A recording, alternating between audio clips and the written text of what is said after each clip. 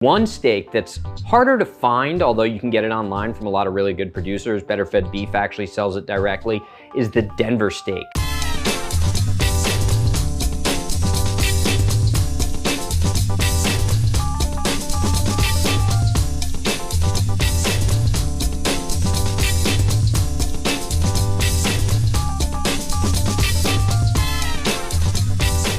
Now, the Denver steak has no real relation to Denver. It was actually, I think it was an experiment by like meat scientists from University of Florida and like University of Nebraska. They came together. They were obviously funded by the Beef Board or the Beef Council to come up with alternative cuts of steak to be able to promote to the general public, right? Part of the Eat More Beef campaign. Totally love it. Good idea. Well, the Denver steak comes from the chuck. The chuck is the shoulder, right? The rump is obviously the round, which is the primal cut that comes from the butt or the leg of the steer, the chuck being the shoulder. The chuck then runs into the ribeye. So that's why when you cut some chuck steaks, it kind of runs into the ribeye. You can actually cook them like ribeye steaks, but I digress. From the blade, which is the bone that runs through the chuck, you've got the underblade steak, which is a cut of a muscle within the muscle, and those muscles are separated by connective tissue and silver skin, so you can remove the muscles, which is where you get these sub steaks. The muscle within the muscle, the underblade steak, is known as the Denver steak. Now, the top blade steak, or the top of the shoulder, that's actually the flat iron, right? So they both come from the chuck, which I've said is a really, really flavorful cut of meat because it gets so much motion. That motion is the connective tissue, the gelatin, the marbling, all of the flavor, but then sometimes can be tougher to cook and cut because it takes a lot of time either to break down or to isolate the steak and then cut it against the grain, which is what we're gonna do here with the Denver steak. So you got, once again, the flat iron, the top, the Denver steak, both coming from the shoulder, both delicious cuts of meat. The chuck is full of marbling. The way in which you wanna cook this is essentially similar to the flat iron. I've done a ton of videos on that where I do the reverse sear. So if you look at this, right, this is the Denver steak. I mean, look at the marbling on here. Has no fat cap. So we're just gonna treat this like a steak. We're gonna cook it, and I'm looking at the grain here. This is important, right? So if you look at the striations of the muscle grain, see how they're running that way?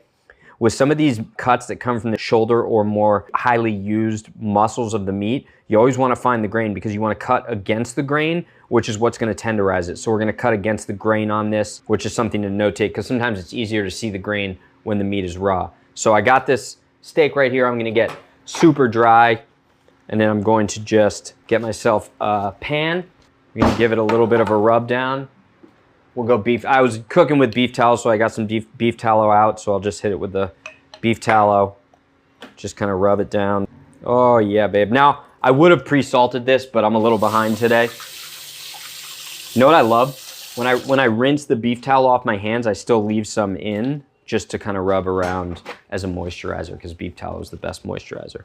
Now I'll hit this with a little bit of my microplastic-free salt, Vera salt. Get this guy right on the sheet pan, and I'm gonna go into a 250-degree oven, and I'm just gonna slow cook this until it reaches about 105, 110 degrees. Pull it out, sear it in a pan, finish it with a real simple kind of Dijon butter sauce, and then we'll try it.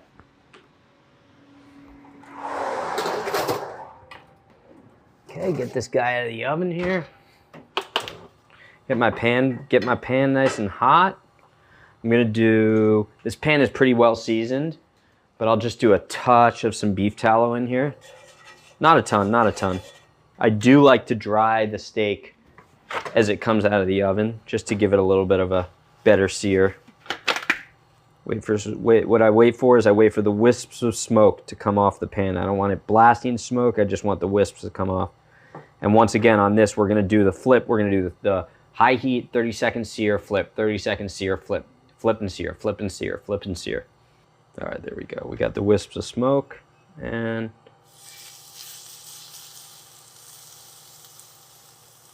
oh yeah. Okay, I'm gonna just keep flipping and searing, flipping and searing. Now, this is a great cut. The Denver steak is also a great cut to finish on the grill because it really absorbs the chuck, which has like just a different kind of muscular makeup. It's got more fat inside the meat. It brings in a lot of that smoke, so you get a richer, smokier bite than you would say from like a filet, which is very lean, harder to absorb, less spongy, doesn't have the fat in there, if you think about it from that perspective. See that? We're already getting a really nice sear on this side.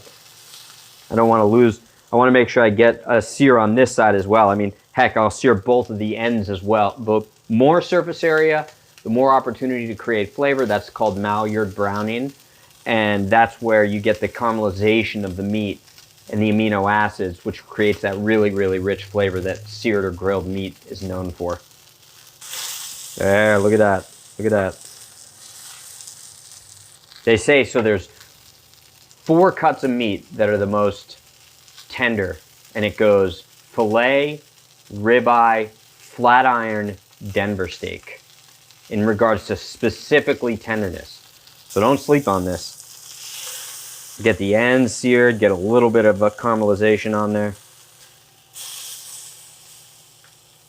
It's the beauty of having no fingertips anymore is that I can hold burning hot meat. I have no fingerprints either, so if you're trying to fingerprint me, it's not gonna happen. True crime. Actually, probably most chefs don't have fingerprints. I'm burning our fingers so much. We used to have a competition where we would take green beans and blanch them in boiling water, and whoever could pull the most out of the boiling water with their bare fingers, they were the king or the queen or the queen, depending on what state you're in. Okay, so now I'm gonna do a little sauce. These guys sent me, it's called Nourish Fond Delight. Fond means the foundation in French, and the foundation of all sauces is like that rich flavor that you get from roasted bone broth or roasted beef or whatever sticks to the base of the pan that you then deglaze. This company, once again, I have no financial connection to this company. They just sent me some product. I tried some of their broths, really delicious, like really good. What's cool is they do these fun flavors. So this is a ginger cayenne lemon flavored broth. They're using grass-fed beef. It's regeneratively sourced, so really good, high quality product. So I'm gonna deglaze this pan with a little bit of this.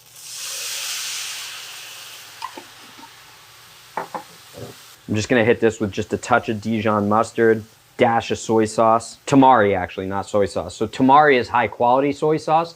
Traditional soy sauce that's not labeled as tamari, they cut it with wheat, right? It's fermented wheat, so it's cheap.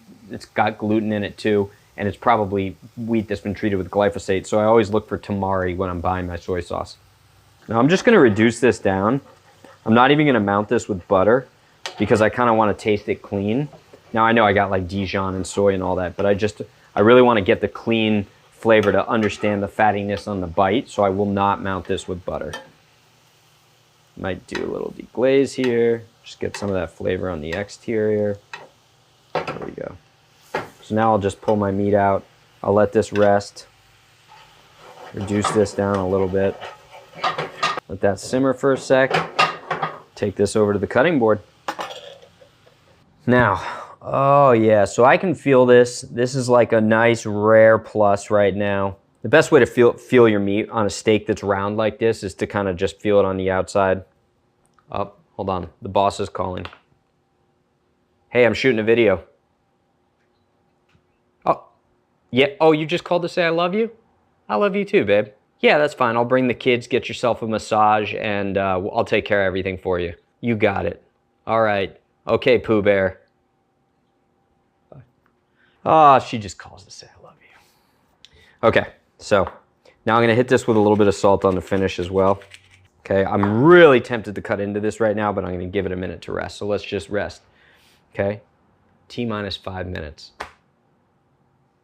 All right, this beauty's been resting now for 5, the longest minutes of my life. I can't wait to cut into this, so here we go. So remember, the tendency is gonna wanna be to slice it this way, but I'm gonna slice it on a little bit of a bias because the grain runs that way, okay? So let's just slice it on a bias here against the grain, a little bit of the muscle running through. I cut it still a touch early, but that's fine. Oh my gosh. That is just beautiful, beautiful meat. And I cooked it rare like I would a fillet, right? So there's a little bit of a muscle that runs through it, right? So you can see that connective tissue that runs through it. But for, you know, $20 to $30 less a pound, this is a beautiful cut. Now I always like to taste the ends. That is so much more flavorful than a ribeye or a fillet, and it's just as tender. Actually, if not more tender. It's probably more tender than a ribeye because where it's isolated within the muscle, it doesn't get, even though the exterior of the muscle gets all that motion, that's why the inside, right? The underblade below the bone is insulated. Just a little bit of this pan sauce on there. That's that Dijon mustard. That's that broth, that fond sauce on there. So, all right, so recap, the Denver steak, I would do a dry brine on it first. I didn't, that's fine. Go to BetterFed Beef, get yourself a Denver steak, low temp oven, 225 degrees, bring it up to about 105, 110. Get a cast iron or a carbon steel pan blasting, sear the steak on all sides, even the top and bottom. And then I just finished it at the end with a little bit of this fond sauce, which is a pretty cool product. I'm not being paid to say this. They sent me this. I love it. It's a regenerative, sustainable beef broth that's then flavored with cayenne, ginger, a little bit of black pepper, and lemon. And then I hit that with Dijon mustard soy sauce and just drizzled it over the steak. Let it sit for 5 to 10 minutes and you're good to go. Bob's your uncle. This is an unbelievable cut of meat. Oh yeah.